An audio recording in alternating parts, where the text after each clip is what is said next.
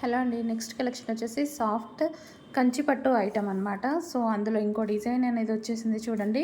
Full ఫేమస్గా నడిచే colours and combinations and saris. మంచి కంచి పట్టు ఐటమ్ అండి. సో ఫుల్ డిమాండెడ్గా నడుస్తున్నాయి కదా. సో ఈసారి ఏంటంటే బార్డర్ కూడా డిజైన్ వచ్చింది. ఇంతకుముందు ప్లెయిన్ బార్డర్ వచ్చాయి కదా, ఇక్కడ బార్డర్కి కూడా డిజైన్ వచ్చింది. ఇది ఒక కలర్. అండ్ నెక్స్ట్ వచ్చేసి బాటిల్ గ్రీన్ కలర్లో వచ్చింది విత్ మరూన్ కలర్ కాంబినేషన్తో వచ్చిందనమాట. Bottle green colour.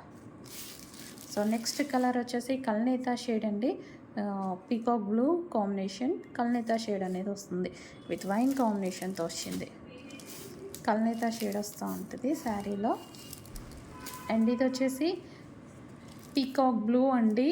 సో ఇది బయట చాలా బాగుంటుంది. నా వీడియోలో ప్రతిసారి కలర్ గురించి చెప్పడం జరుగుతుంది. సో ఇది కొంచెం లైట్గా పడుతుంది నా ఫోన్లో.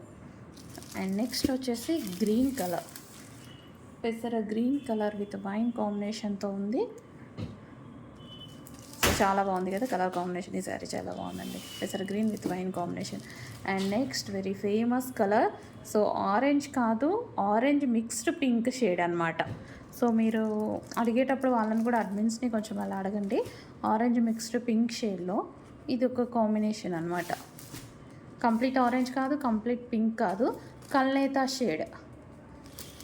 సో నెక్స్ట్ వచ్చేసి గ్రీన్ కలర్. నెక్స్ట్ వచ్చేసి గ్రీన్ కలర్ అనమాట. ఇందాక బాటిల్ గ్రీన్ అండ్ ఇది వచ్చేసి ఆకు గ్రీన్ ఉంటుంది కదా. సో ఆ కలర్ అనమాట.